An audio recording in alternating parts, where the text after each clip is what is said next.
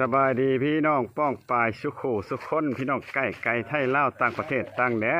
นวันนี้ก็มาเบิ่งจานชิลองตอนกิ่งผักหวาน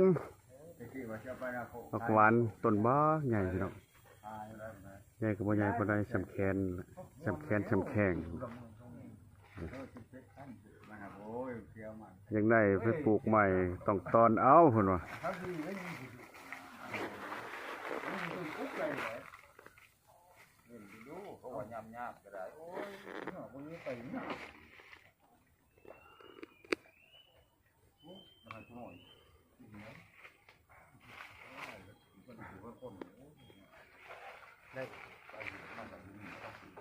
ขูดนะขูดบ่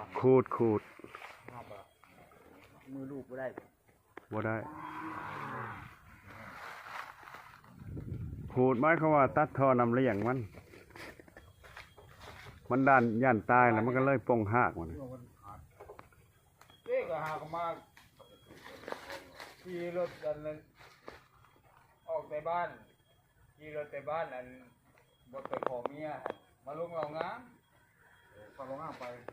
ขี่แต่เรางามมาลงอันนั้นขี่รถลักแปะ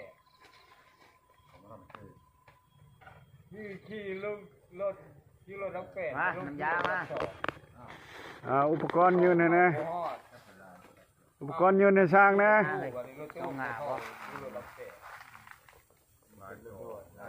อุปกรณ์ยืนให้สร้างนะเด้อ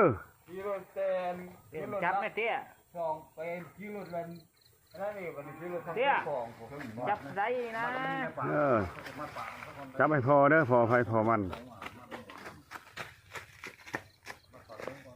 น้ำยาให้แน่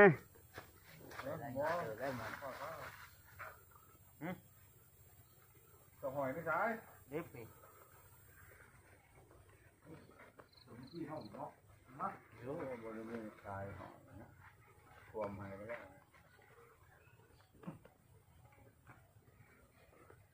น้ำยาเกิดว่าน้ำยาป่ะตุ่มตอนมาทงเปาะว่าตุ่มตอนอินนาภูตอนไงให้ผู้ตอนฮะเห็นแล้วป่ะโอ้รออยู่เนาะรอเติบอยู่พอลงวัดลงว่าอะไรอยู่ยืนรูปกรณ์เขาไอเห็นในก็เฮ้ยอ้าวทั้งพวกก็มีส่วนห่วมบ่มีส่วนห่วมเลยก็กันมีเห็นมีได้ไหนหากมีปงมีเชื่อมันธรรมดาเรื่องนี้นะ